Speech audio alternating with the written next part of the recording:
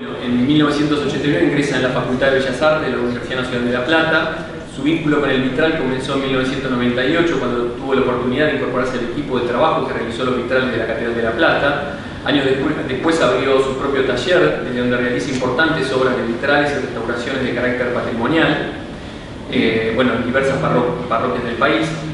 En 2012 se asocia con Sofía Villamarín y conforma el estudio Vadillos y Villamarín Vitró, desde donde acrecienta el caudal de realizaciones de obras importantes. Paralelamente a esta actividad ejerció la docencia en la Tecnicatura en Vitral del Instituto Superior Catedral. Ha dictado seminarios sobre especializaciones en técnica tradicional de grisalla en distintas partes del país, además de diversas charlas en divulgación del vitral. Desde el año 2012 y hasta la actualidad dicta cursos, como decía recién, en el taller de vitrales. Como artista plástico ha realizado múltiples muestras de su obra, junto a 4 reconocidos artistas del vidrio. Expone sus obras en la Sala Víctor de Paul del Museo de Ciencias Naturales de La Plata. También realiza la exposición del vitral de la Virgen de Czestochowa, es una virgen venerada por la comunidad polaca. Sí. Y obtuvo obviamente acá algunos premios, distinciones. Una breve introducción a la obra y al trabajo que ha hecho Alejandro. Así que cedo el micrófono. Muchas gracias, Esteban. ¿Qué tal? Buenas tardes. No volvemos a ver, ya que no soy en la transmisión de Sofía por vinculados. Una referencia a eso que mencionó la Virgen de Czestochowa. Es un trabajo que pudimos hacer, la verdad, muy interesante. Tuvo la particularidad de que confluyeran 3 oficios del vidrio que no es habitual encontrarlo. Tuve el grato placer de trabajar con Osvaldo Pontecorvo, un tallador que dentro del mundo del vidrio ya mucho le resonará el nombre, y Jorge Bernia con soplete. Lo que hicimos fue una representación de la Virgen de Czestochowa, que es un ícono en realidad de greco-ortodoxo. Tiene un mito que no quiere decir que sea mentira necesariamente, ¿no? El carácter mítico de lo que es incuestionable intentar evaluarlo de la categoría de verdad o no. Que remite a que fue pintado en la tabla de la Sagrada Familia en el año 67, y que después tuvo una serie de intentos de restauración de unas marcas que había sufrido, por eso tiene unas marcas muy significativas. Pero no voy a hablar de eso, pero ya que se mencionó, la propuesta fue transformar esa imagen en un vitral. Entonces la idea era, como la obra original ya está, es intocable, dijimos, a ver, ¿qué podemos poner dentro del vidrio que le dé un carácter, respetando la referencia original, pero que le dé un carácter, primero con particularidades del vidrio? Y surgió esa idea de combinar las técnicas de grisaje y vitral tradicional con el soplete y con el vidrio tallado. ¿Y dónde está eso? Esa obra fue un encargo particular de un cliente de ascendencia polaca, de Berizo. Él la tiene porque la armamos tipo cuadro, la expusimos en el Museo Beato Angeli, pusimos una charla que algunos de los presentes que estuvieron, y porque era interesante también poder transmitir el procedimiento tan particular que tuvo y un poco tratar de transmitir el espíritu de lo que fue trabajar en equipo con gente maravillosa con la cual tenemos mucho afecto. Y se expuso en el altar de Luján, tuvo un itinerario. La idea es, él la quiere llevar a Polonia, así que el que es hoy el propietario de la obra. Pero mientras tanto ha estado circulando, fundamentalmente en círculos vinculados a la comunidad polaca, porque fue muy venerada, es la patrona de Polonia. Para Polonia es un símbolo nacional, no solamente un símbolo religioso. Por eso fue un poco el carácter del encargo. En la gruta de abajo del Luján está la imagen. El cuadro, perdón. Una reproducción del cuadro. Sí. Bueno, un poco por eso también fue la idea de poder ponerla brevemente en el altar del Luján. Ahora sí, ya introduciéndonos en la charla, un poco lo que vamos a abordar, como habrán visto en el título, es la grisalla. el título aclara concepto de grisalla. La grisalla ya ha sido mencionada por, digamos, distintos expositores, siempre en general como referencia de técnica pictórica o el material, pintura del vitral, pero en realidad la grisalla es un concepto más amplio, que es lo que de alguna manera vamos a ir abordando ahora. Por eso, sin perder el horizonte del vitral, que es lo que nos convoca, vamos a ir viendo, vamos a comenzar con obras que no son vitral. Los que han tomado mi seminario ya parte de esta charla de alguna manera la han tenido, pero bueno, digamos que la repetición no desgasta el concepto, así que... Bueno, esta es una obra del retablo de Gand, pintada por Jean Panel. Bueno, tiene la parte pintada al óleo y lo que vamos a ver ahora es, en el año 1425 se comenzó. Este es un detalle, como ustedes podrán ver, a ver, si volvemos para atrás. En los ángulos del retablo se ven esas pequeñas figuras que lo que buscan de alguna manera es generar el ilusionismo de un relieve escultórico, ¿no? Van a ver ahora que la grisalla estuvo muy asociado a, y ahora vamos a explicar por qué esto es grisalla. Algunos obviamente dentro del ámbito vitral ya conocerán su concepto, pero creo que para muchos puede llegar a iluminarles por lo menos un aspecto de esto. Siempre está asociado en distintas etapas al intento de representar ideas de relieve o ideas escultóricas, por lo cual se llegó al método de la representación despojando la imagen del color, o bueno, buscando un color monocromo en realidad. Acá vemos el mismo retablo cerrado. Volvemos a ver cómo aparecen imágenes en la parte inferior. En los flancos están los donantes pintados, los van a ver policromados, y las figuras, digamos, que transmitirían espiritualidad están al centro.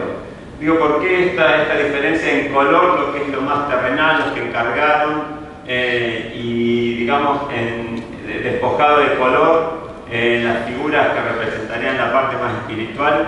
Eso también ahora lo vamos a ir viendo en el transcurso de la charla.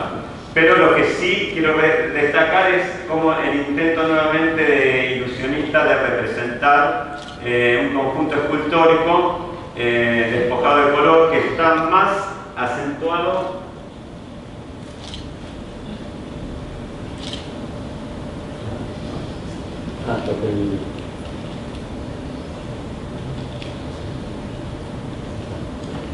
más acentuado está este efecto ilusionista en esta anunciación. Toda esta es obra de Jean Panel también.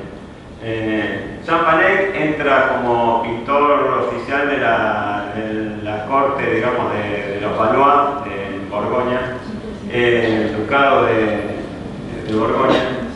Y acá vemos una representación pictórica que quizás es donde más llegó al grado máximo este efecto ilusionista, ¿no? A punto tal que inclusive avanza sobre el marco, parte del pedestal donde estarían paradas las figuras del Arcángel Gabriel y de la Virgen con el Espíritu Santo, porque lo más importante acá no es el tema que abordó, que era un tema que inclusive las anunciaciones ya hemos visto repetidas veces en los distintos, pero era una de las representaciones más comunes.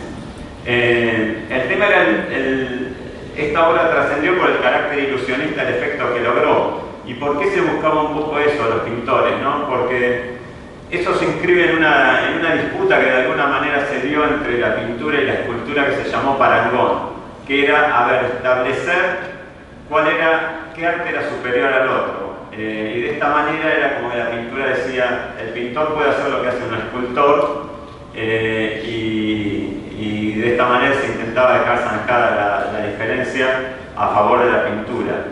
Piensen que esas disputas no eran meras discusiones de café, tenía que ver con cómo se iba a posicionar un artista ante el poder. Los artistas eran siempre los que podían reflejar el esplendor de un poder, por eso era tan importante, por eso incorporaban artistas. Por eso pintores como Miguel Ángel podían hablar de igual a igual hasta con un papa y hasta tener discusiones, porque bueno, había una dependencia de sus figuras porque eran las que podían. En una época que no existía de hecho movilidad social, eran los que gozaban de algo más parecido a eso, ¿no? Un pintor que podía haber nacido plebeyo podía alcanzar, hasta les otorgaban títulos de nobleza, de inferior categoría, pero bueno, títulos de nobleza al fin.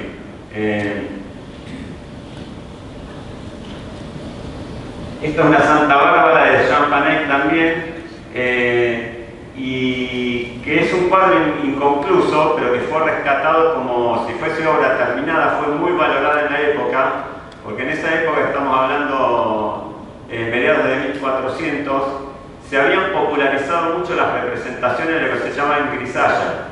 Grisalla básicamente es toda imagen despojada del color. Por eso intento que la intención de la charla es que se afiance ese concepto, ¿no? La imagen despojada del color. Por eso no está ligado estrictamente a una técnica pictórica, no está ligado a un material, la materia grisalla, como la conocemos generalmente en el vitral. Y bueno, vamos a seguir viendo algunos casos de grisallas también. Esto es de Jean Lenoir, Salterio de Bon. Un salterio era un libro de salmos.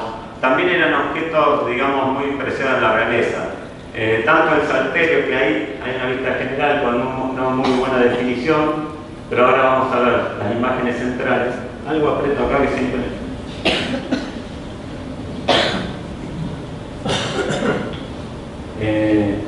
Fíjense cómo los fondos coloridos, pero las imágenes despojadas de color.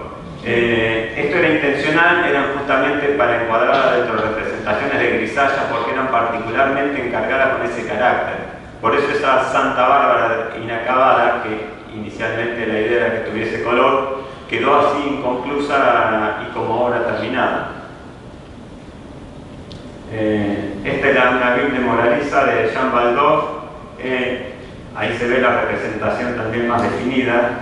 En este caso ya eran iluminadores, no eran pinturas al óleo como las de Jean Panay, sino que eran distintos. Esta es de 1300 y pico, son un siglo anterior, pero más o menos en esa época es que se empiezan a divulgar esas imágenes. Jean Le Tavernier, también acá en un libro de horas. Los libros de horas servían para la realeza, ahí tenían indicado, según las horas litúrgicas, las oraciones, eran todos libros relacionados a lo religioso que poseía la realeza, pero que pasaron a ser objetos preciados como si era la importancia de ver quién tenía un libro más valioso, más preciado. Por eso era transmisión de poder. ¿Es un óleo? No, en este caso son iluminadores, ¿no? Libros iluminados que son hechos con distintas técnicas, pero básicamente tintas sobre papel. Distintas tintas sobre papel. Acá tenemos un Santo Tomás de Aquino, también de Jean Le Tavernier, doctor de la Iglesia. Esto marca también la pintura de Santo Tomás de Aquino, la preponderancia que fue teniendo en algo de alguna manera que también cómo se pasó. Santo Tomás de Aquino fue de alguna manera el que sintetizó, representó el pensamiento aristotélico adaptado al dogma cristiano. Se va dando ese desplazamiento de tanto San Agustín como Santo Tomás, que fueron doctores de la Iglesia. San Agustín encarnaba más la adaptación del pensamiento platónico, más ligado a lo celestial, ¿no? Y Aristóteles más ligado a lo terrenal, que de hecho, si recuerdan la famosa representación de Rafael que pinta a Platón señalando al cielo y a Aristóteles a la tierra, es de alguna manera un síntoma del paso a la modernidad, ¿no? Que también Carlos de alguna manera, cuando marca el Abad Zucker sacando los pies del plato, todas las innovaciones que traía era justamente la transición, que ahora vamos a ver algo. Son nombres que se van a repetir y que es medio ineludible: el Abad Zucker, San Bernardo de Claraval, porque fueron importantísimos en el desarrollo en los fundamentos iniciales del vitral y en el desarrollo posterior.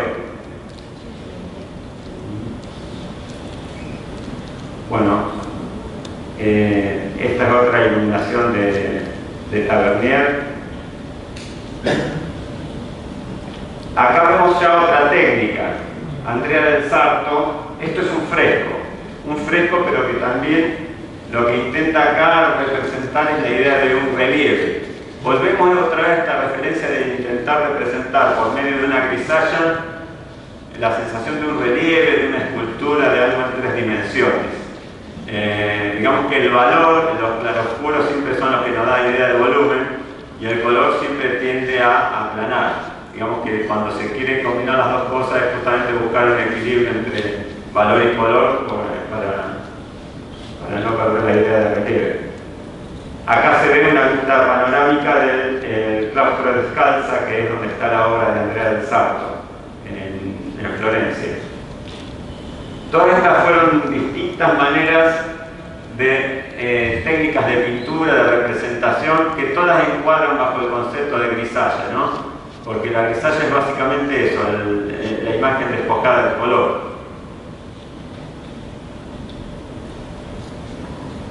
Acá volvemos nuevamente a Saint-Denis, como les dije, son imágenes y lugares recurrentes si estamos hablando de vitral, si estamos hablando de sus fundamentos.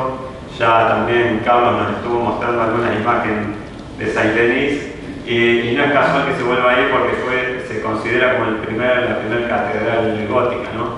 Saint-Denis, que había sido un edificio muy emblemático pero mucho más simple, emblemático porque era la tumba tanto de los merovingios como de los carolingios. Cuando se propuso en un comienzo restaurarlo y después decidió construir la catedral, digamos que fue como la inauguración del gótico, y bueno, no voy a redundar en lo que ya más o menos habló Carlos, pero justamente representaba todo eso, una nueva era, ¿no? Una positividad hacia inclusive una valoración de la adoración a Dios por los elementos terrenales, no solamente en el esplendor de la arquitectura y de los vitrales mismos, sino que él decía que la mejor manera de adorar a Dios era representarlo con lo mejor que hay en la tierra, ¿no? Con los mejores objetos, las mejores piedras. De hecho, se hacía importar pelas, las pelas más para los elementos de orfebrería, piedras preciosas, de donde hubiera que traerlo porque era su concepción de adoración a Dios, ¿no? Bueno, todas estas son imágenes de Saint-Denis, un poco lo que ya estuvieron viendo, lo que estuvo analizando Carlos. Acá vemos también eso, cómo está tratada la grisalla. Ahora sí ya vemos grisalla más aplicada al vitral, que en un paso posterior vamos a analizar justamente el tratamiento de los vidrios con grisalla.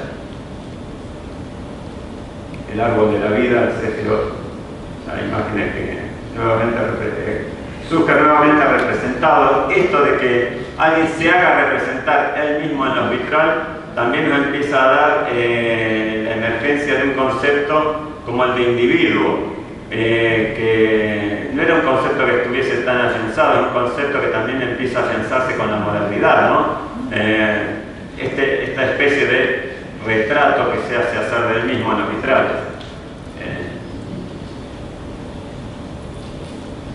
Bueno, esto es la abadía de Fontenay. Acá justamente vamos a Bernardo de Claraval, que viene a ser como la antítesis de pensamiento de lo que era el abad Suger. Justamente Bernardo de Claraval representaba la búsqueda de adoración a Dios, abandonando todo lo terrenal y despojándose de todo lo que pudiera distraer. ¿A quién? ¿Al hombre común? No, al monje, porque en realidad también hay un paso. Una de las cosas que se propuso el abad Suger era generar un templo muy amplio para que pudiera albergar la mayor cantidad de gente, o sea, de la persona que no era del común que se acercase a la iglesia. En cambio, las abadías eran espacios creados para, digamos, el iniciado, ¿no? El monje que había decidido ya, porque además eran de un rigor muy estricto. Una vez que entraban ahí ya no salían, hablaban, no tenían votos de silencio estrictamente, pero hablaban lo mínimo necesario que se tuvieran que comunicar. Y era austeridad total, como lo vamos a ver en las imágenes, ¿no?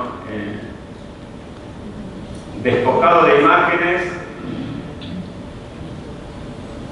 Acá vemos un vitral justamente cisterciense, ¿no? Que era la orden que, si bien no fue fundador Bernardo, fue el que cuando él ingresó había solo una abadía cisterciense. Como la vida era tan ardua, no era fácil captar gente que estuviese dispuesto a ingresar a una vida tan ardua y de por vida. Pero se ve que tenía carácter muy persuasivo, porque él pudo, no solamente entró él, sino que entraron con los hermanos, el padre, primos, logró arrastrar a la familia, y con él fueron creciendo las abadías hasta 10 por año en un momento, ¿no? Fue una de las órdenes que más se propagó. Bueno, acá vemos una vidriera cisterciense, que acá volvemos a abordar el concepto de grisalla, pero no, si bien es en el vitral, y si bien tiene algunos detalles pintados, son vidrieras grisalla no porque estén pintadas con la pintura grisalla.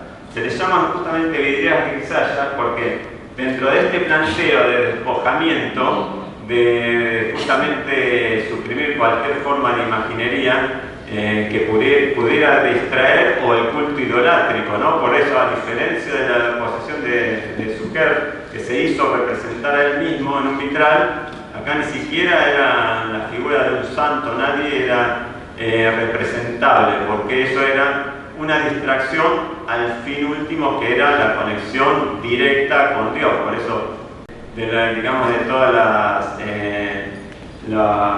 los monjes y santos que elegían una vida de austeridad y de alejamiento.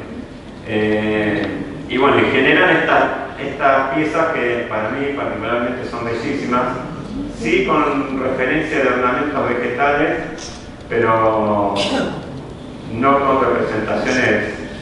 Esto es en Altenberg, en Alemania. ¿Pero es grisalla? ¿Es grisalla? Grisalla es el concepto del vitral. Sí. Tiene todo lo que son líneas, ahí se ven más o menos la forma. Ahí se ve más o menos lo que sería el plomo, y después los detalles internos serían así pintados con grisalla. Pero por eso vuelvo a repetir lo mismo, porque a veces hay que relacionar el concepto. Grisalla no es, en este caso no se refiere a la pintura, sino que son vidrieras de grisalla porque están despojadas de color. Porque una de las cosas que decían, bueno, el color no solamente también distraía, sino que además eso encarecía económicamente la confección por el material que requería generar vidrio de color, y todo eso decía, cada gasto que se hace es sacarle el pan a los pobres. Un poco esa era la filosofía de Bernardo. Esto es Altenberg en Alemania, donde vemos formas más orgánicas que remiten a ornamentos vegetales. Esto es Aubassin en Francia. También son templos cistercienses, que volvemos a ver lo mismo, ¿no? Un despojamiento total del color. Algunos matices, pero básicamente.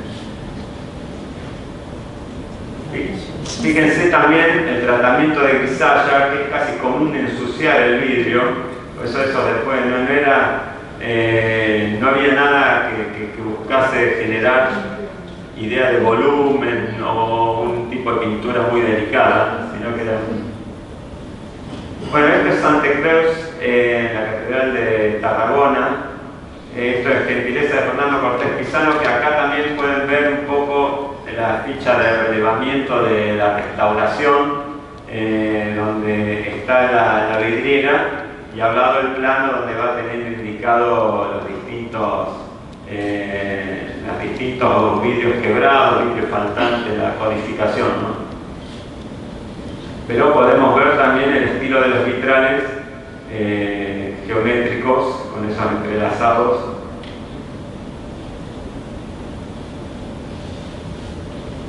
Estas son las 5 hermanas que están en la Catedral de York, también vidrieras grisallas.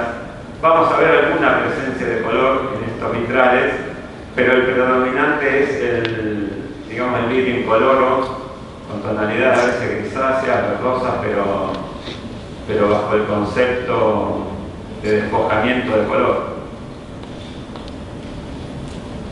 Bueno, eso es un poco lo que estuvimos viendo ahora de estas dos filosofías tan diferentes de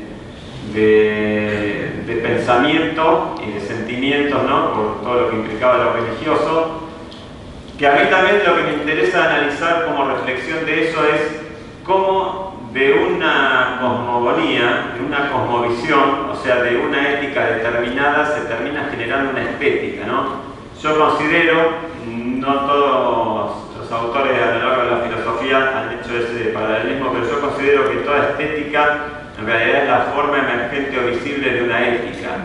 Una ética no entendida necesariamente como un paralelismo de lo moral, de lo que está bien y lo que está mal simplemente, sino la ética como los distintos estamentos en que ordenamos el orden de prioridad de cómo vemos el mundo, ¿no?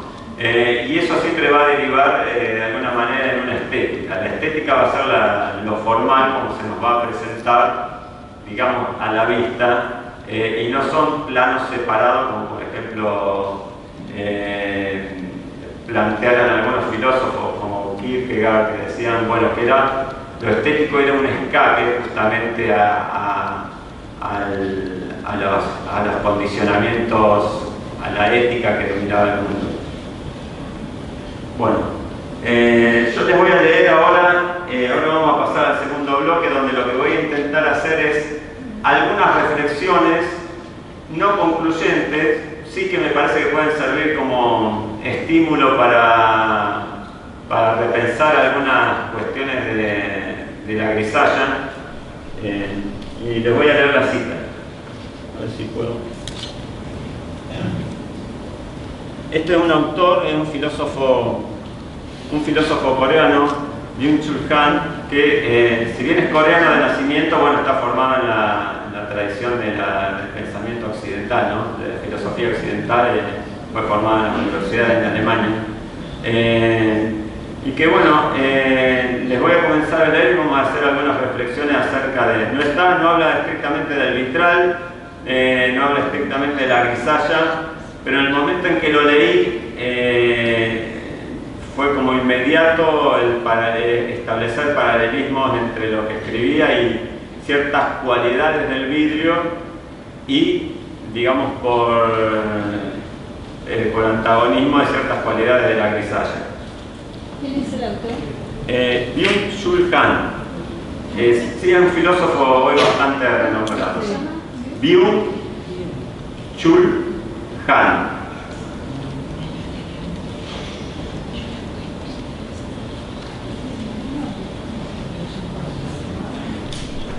Comienza así. A ver, no, espera, no, creo que voy a poder ir. Sí. Dice: lo pulido, pulcro, liso e impecable es la seña de identidad de la época actual. Es en lo que coinciden la escultura de Jeff Koons, los iPhone y la depilación brasileña. La transparencia está hablando. La transparencia, de hecho, él ha trabajado con la idea en otros textos del hombre transparente. Y de hecho, todos estos conceptos después los profundiza más, vinculados ya no al sistema, digamos, a la filosofía del paradigma actual, sino estrictamente también al poder, ¿no? En textos como Psicopolítica, que en ese punto se enmarca un poco como heredero continuador del concepto de biopolítica de Foucault, pero dice ya el poder no necesita sujetar el cuerpo, porque ya con sujetar psíquicamente a las personas, y analiza las redes sociales, ¿no? Y todos los preceptos que bajan. Bueno, acá los esboza, si bien en este libro no están vinculados estrictamente al poder, pero acá ya esboza más o menos esa idea. Bueno, dicen: ¿por qué lo pulido nos resulta hoy hermoso? Más allá de su efecto estético, refleja un imperativo social general, encarna la actual sociedad positiva. Lo pulido e impecable no daña, tampoco ofrece ninguna resistencia, sonsaca los me gusta. El objeto pulido anula lo que tiene de algo puesto enfrente como algo que me enfrenta, ¿no? Como negatividad con la cual yo puedo establecer una relación de conflicto. Él dice justamente que lo pulido anula lo que tiene de algo puesto enfrente. Toda negatividad resulta eliminada. Claro, uno piensa en eso y pone por caso, por ejemplo, toma por ejemplo la escultura de Jeff Koons. La imagen de la depilación brasileña la voy a emitir hoy, pero vamos a dejarla en la escultura de Jeff Koons. Su perro de globo, ¿no? Ballon Dog, donde justamente encarna, él lo toma como referencia porque encarna toda esa positividad, brillo, pulido, una superficie que si uno pasa la mano no ofrece ninguna resistencia, no hay nada que me amenace, que me ponga en cuestión, que me interpele. Y de hecho, también le voy a leer un texto del mismo Jeff Koons que de alguna manera avala o reafirma ese concepto. Dice, después de todo, el Ballon Dog es un objeto maravilloso. Pretende robustecer al observador en su existencia. Yo trabajo a menudo con un material reflector y que espejea, porque robustece automáticamente al observador en la confianza que tiene de sí mismo. O sea, es una escultura de autoayuda de alguna manera. Yo me veo, ¿qué miro? Me veo reflejado a mí mismo, robustecido, claro, porque es un plano convexo, me voy a ver más grande, más ancho.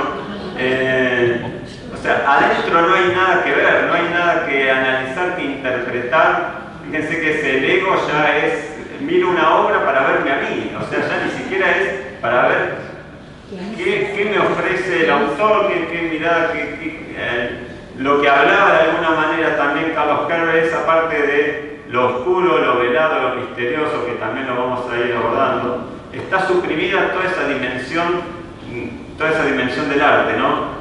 Pero fíjense, a mí me resultó muy significativo cómo continúa la frase.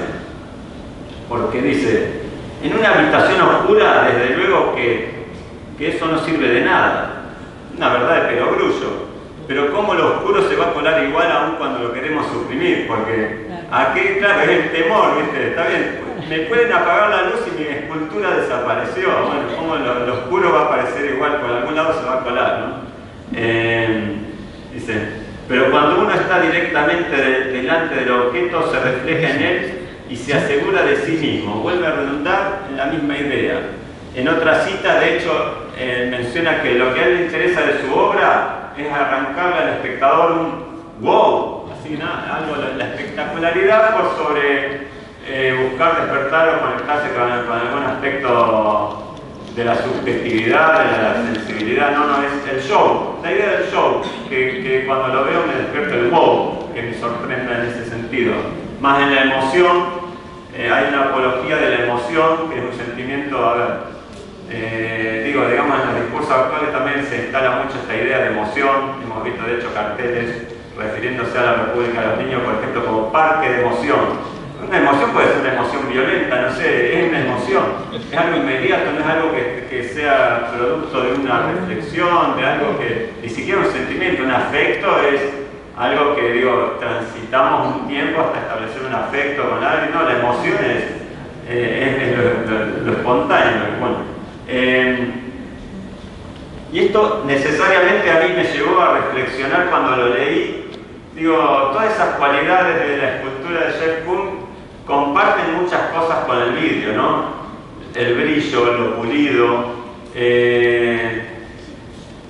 y ya le digo, por antagonismo me llevó también a pensar en la grisalla como lo que encarnaría todo lo opuesto. Cuando uno le pone grisalla a un vidrio, ¿qué está haciendo? Lo está oscureciendo, lo está opacando.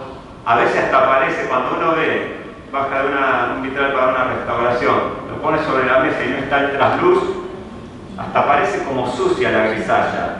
De hecho, en más de una ocasión ha pasado que cuando uno ha ido a ver un vitral para restaurar, una de las cosas que te mencionan es esa suciedad que tiene pegada, y que una vez, te acordás, Feli, nos pasó en un vitral de los agustinos, que cuando ya lo llevamos limpio, dijeron, pero como que no estaba del todo limpio, y era un vitral de San Martín de Tours, era un vitral que tenía la estética medieval, que sobre todo en ese tipo de vitral, la grisalla no era algo cuidado, algo, era como un salpicado, que son también lo que tienen los vitrales acá de la catedral, el lenguaje de vitral medieval, que fíjense, acá también, acá puse de la misma al trasluz, vemos el brillo, la transparencia y la saturación del color, pero cuando está la grisalla en sí es un elemento completamente opaco. ¿Cómo de alguna manera podemos leer que hay un diálogo de los materiales que están más allá de la intención del artista?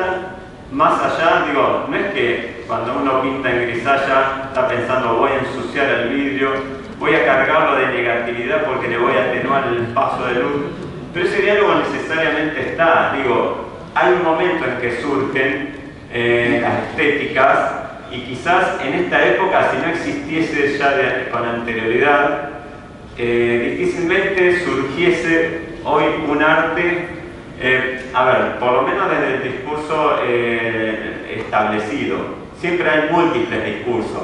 Veíamos la obra de Martín y la vemos también muy rica en texturas, muy rica porque la textura, que a veces también es lo que molesta al ojo, lo esfumado va bien, tranquilo, pero la textura es lo que a veces, esa riqueza de textura, esos esmaltes que se entrecruzan con el ácido y que va poblando justamente de ese elemento que hasta en lo que transmite, ya no diría simbólico, porque lo simbólico también puede estar dentro de la intención de lo que transmite el artista, que está más allá de lo simbólico, pero sobre todo en el vitral medieval que está mencionado,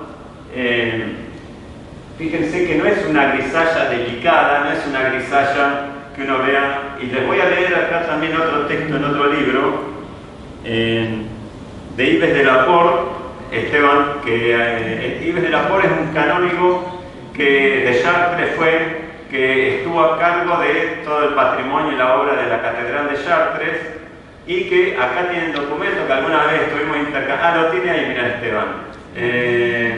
Sí, que alguna vez estuvimos leyéndolo, intercambiándolo, que fue convocado por la catedral para demostrar la autenticidad, certificar la autenticidad de los vitrales de la catedral, porque claro, cuando vinieron los primeros vitrales de la catedral, era un lenguaje muy poco visto, es el del vitral medieval, en las iglesias que se venían equipando. Había como otra estética, ya si se quiere señalizar, apuntando más a esto de lo más esfumado, de lo más de otro tratamiento, y de pronto llegan esos vitrales que para el Lego esas figuras podrían parecer como de historieta, claro, porque no estaba justamente buscado esa representación de la figura, la tridimensionalidad, la espacialidad, que también en algunas de las charlas mostraban justamente esa diferencia en el Renacimiento, creo que fue en la de Daniel, me parece, esa diferencia de cuando empiezan a aparecer esa figuración en el Renacimiento, donde ese naturalismo, ¿no? Claro, no estaba buscado eso directamente, pero les voy a ir leyendo muchas citas. Me parece que la cita, leer textual como ya fueron escritas las cosas, me parece más rico que intentar decirlo malamente, digamos.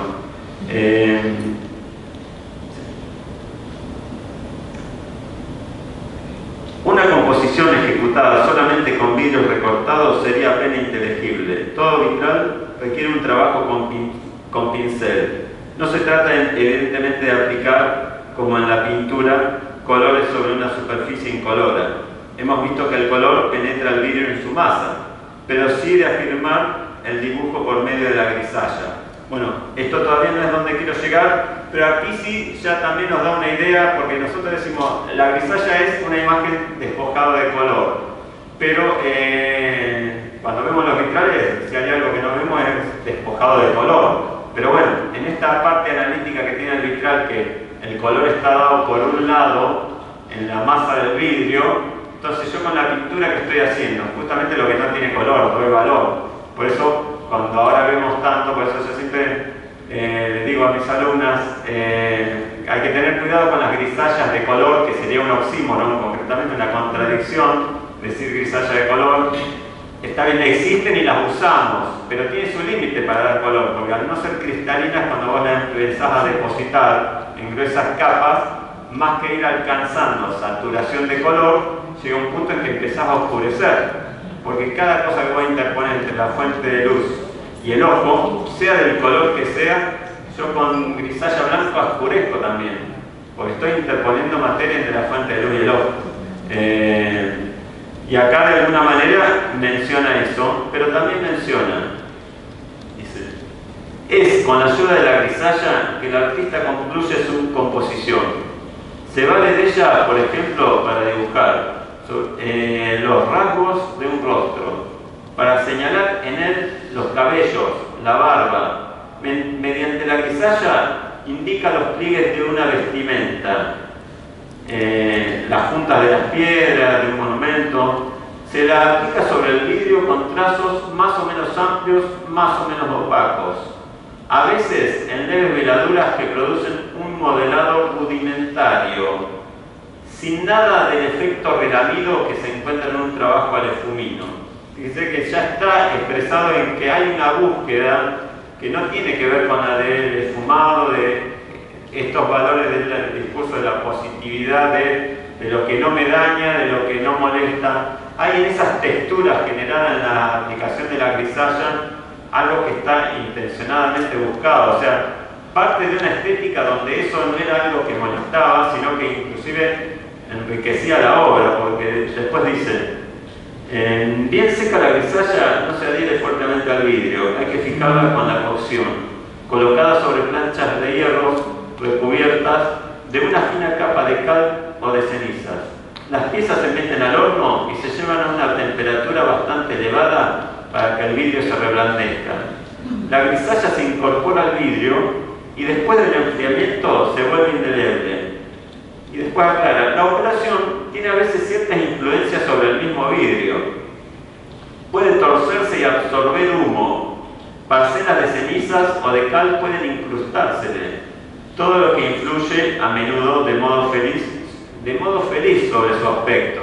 O sea, nada de eso es algo indeseado, es algo que entorpece la intención inicial. Es accidental de alguna manera, porque dice, puede incrustarse o no sé, pero si sucede, no es algo que moleste, ¿no?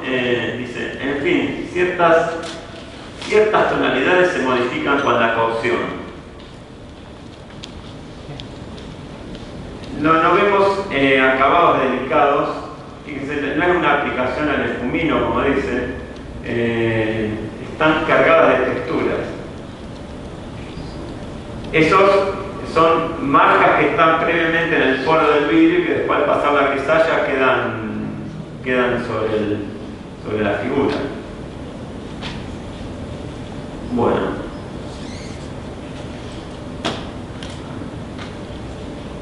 A mi alrededor una biblioteca en grisalla, o que la fachada de al lado, con sus piedras blanquecinas y sus tejados de zinc, forman una grisalla local en esta gran grisalla global que es París. Grisalla que la contaminación o el tiempo desapacible no harán sino acentuar. La grisalla sería a los colores del mundo lo que el polvo es a la consistencia de los objetos. Las obras pintadas en grisalla están desperdigadas por la historia del arte, igual que el polvo se cuela por los recovecos de una casa. Esta idea de asociar también con el polvo que se deposita, el polvo, esta de volver a recurrir a ese elemento que sería la negatividad. La casa que se me ensucia y sobre lo cual resisto, pero justamente lo que menciona dice, no se puede evitar, es fatal, es más fuerte que todos los plumeros y que todas las aspiradoras. Digo que es fatal para sugerir que estamos aquí primero ante la obra y el poder del tiempo sobre el color de las cosas. Una cosa pintada en grisalla está pintada según la ficción de un color desvaído, lo cual es una manera de expresar la decoloración, pero también que el tiempo ha pasado sobre esta cosa como un soplo, como un viento de palidez.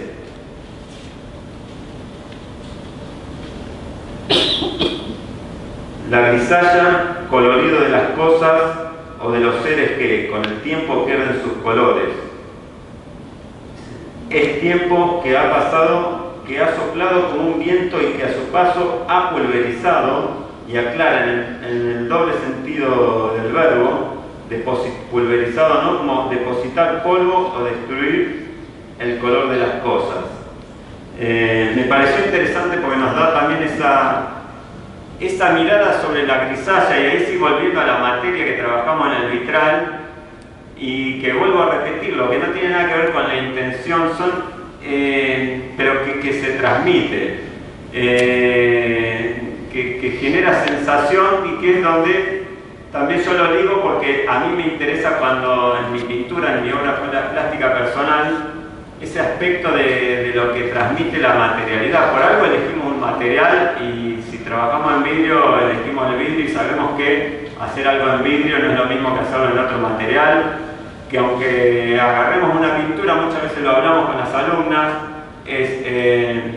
tomamos una pintura que no es vitral para después pasarla al vidrio, pero decimos, bueno, la obra está original del pintor que sea, está ahí intacta, no tenemos que necesariamente atarlo, porque tenemos que permitir que aparezca algo del material que estamos trabajando.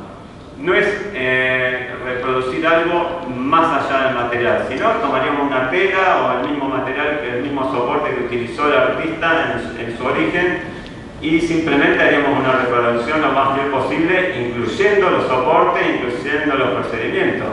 Pero me parece que justamente la materialidad va a transmitir algo siempre.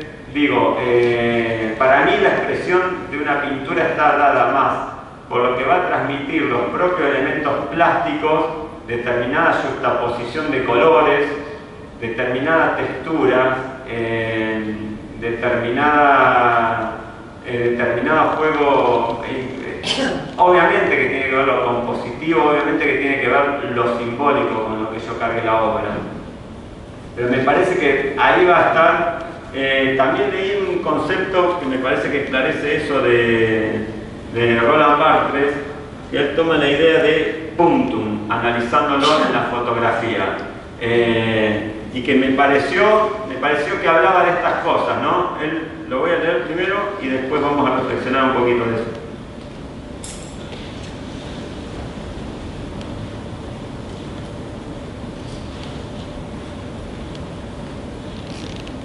El punctum ama el silencio, custodia el secreto. A pesar de su silencio, se pronuncia como herida. Una vez que se ha abolido todos los significados, todas las intenciones, todas las opiniones, todas las valoraciones, todos los juicios, todas las significaciones, todas las poses, todos los gestos, todas las codificaciones y todas las informaciones, el punctum se revela como un resto quedo, como un resto que entona su canción y nos consterna. Es el remanente resistente que queda tras la representación, lo inmediato que se sustrae a la transmisión por medio del sentido y la significancia. Es lo corporal, lo material, lo afectivo, lo inconsciente. Es más, lo real que se opone a lo simbólico. Cada uno dice lo real que se opone a lo simbólico, y cuesta asociar ese real al concepto de real que tenemos de ordinario. Me parece que justamente por eso va acompañado de lo simbólico, que son las tres patas sobre lo que se separa el nudo Borromeo de Lacan, ¿no? Lo simbólico, lo real y lo imaginario. Acá me parece que remite a eso real, que es lo que justamente no se puede poner en palabras. Y es esto que hablamos, esto que te transmite una justaposición de color o una determinada textura que te conmueve, que no podés negar que te conmueve en el momento que lo estás viendo, pero que cuando tratás de ver de qué se trata, no le podés poner palabras, o sea, son significantes.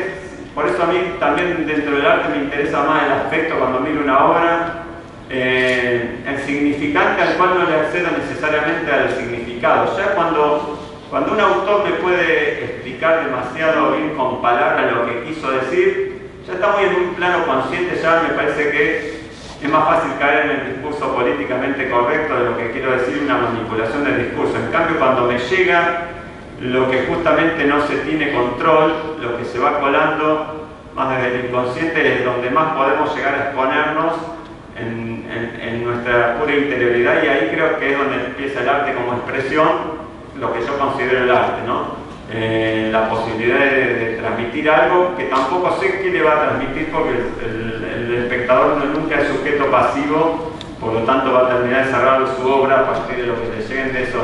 Pero después de analizar todo eso, donde estaría la intencionalidad, lo simbólico, está eso, lo real, que es lo que impacta y es lo que es inmediato, porque no surge después de una reflexión, pero que me parece que es donde está la sustancia de una obra. Y que yo lo encuentro, por eso estos textos, y quería compartir de alguna manera estas reflexiones, que son reflexiones abiertas, que no son concluyentes. No sé si uno de esto puede extraer una conclusión clara, pero me parece que sirve como para inclusive seguir pensándolo. Así que no sé cómo estamos en el tiempo, tengo algunas otras fotos, pero sí, brevemente. Porque ahora un poco lo que quería analizar era cierta relación, por eso lo vamos a hacer un poco rápido, entre grisalle y plomo en el vitral. Y cómo, algo que también estuvo mostrando Carlos, la relación entre el plomo como ese elemento oscuro que aparece y la grisalla también, o sea que siempre se remite rápidamente a la luz en el vitral. Pero sin la oscuridad justamente no podríamos apreciar esa luz, como decía Carlos. A su vez que justamente surge como esa tensión, ese diálogo no sin conflicto entre lo oscuro y lo claro, ¿no? Y cómo en los vitrales medievales se supo integrar muy bien. Fíjense, por ejemplo, el plomo que circunda esa mano y la grisalla que pinta los detalles internos. Es muy difícil distinguir dónde termina la línea, diferenciar. Obviamente el que está experimentado en el vitral sabe más o menos cuál es el plomo y cuál es la grisalla, pero está íntimamente integrada la forma, en parte porque, bueno, al no haber uso de esmaltes, cada vez que había que pasar de un color a otro, necesariamente había que poner un plomo y vidrio de color. Pero en parte creo que porque había muy bien entendidas ciertas cuestiones que tienen que ver. Fíjense que siempre vemos un plomo sumamente integrado a la figura, también en los trazos gruesos que se hacían de la grisalla. Había una conciencia del plomo, no solamente como el metal que me va a vincular un vidrio con otro, sino también como elemento plástico, como línea que me está dibujando. Yo no la puedo soslayar porque es una línea que tiene un valor importante y que se va a imponer. O sea, ¿El tríptico anterior de dónde es? La Catedral de Hamburgo, los profetas. Esto es en Saint-Denis. Fíjense que todo lo que es tratamiento de grisalla los delineados tienen un valor fuerte que se integra muy bien, además que no compite con el plomo, sino que el plomo queda como línea principal, por eso está muy claro. Y también vemos como, fíjense que el brazo que estaría envuelto con un plomo ahí, en el intersticio entre el contorno de la figura pintada y el plomo, por ejemplo ese triángulo negro, en otras figuras se ve más acentuado, eso siempre lo analizamos también en el taller, directamente obturaban completamente el paso de luz, porque de esa manera no dejaban en competencia la línea de grisalla con la línea del plomo, que por lo general es más fuerte. Termina generando un plano pleno oscuro que me contrasta y justamente me realza el contorno lumínico de la mano, en ese caso. Acá pongo por caso que justo hay dos representaciones del mismo tema, una en el tratamiento más del vitral medieval, del gótico, es Primer Tentación de Cristo,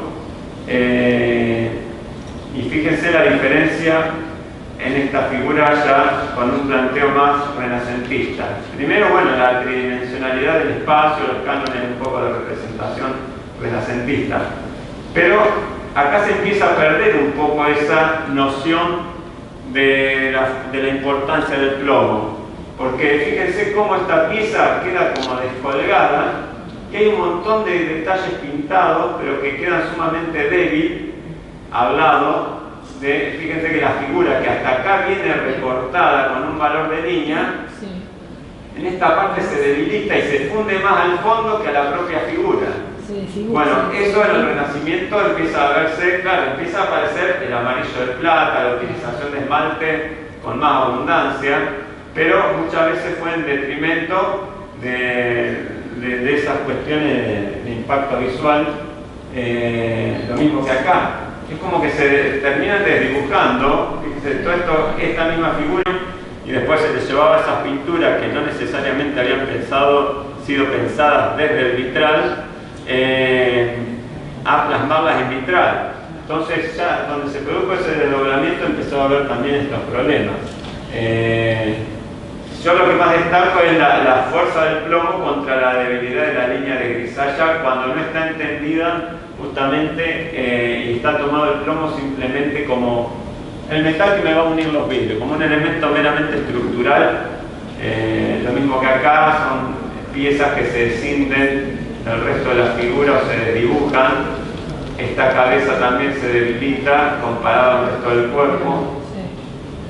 Eso es un problema común, porque siempre es de alguna manera problemático el plomo en el vitral, pero digo, es problemático si yo lo quiero evitar, que pasa muchas veces que, a ver, no es meter la menor cantidad de plomo, sino cómo lo integro, porque el vitral es vitral, entre otras cosas, porque tiene plomo. Si no, puede ser un vidrio pintado, que está bien, pero es otra forma de expresión.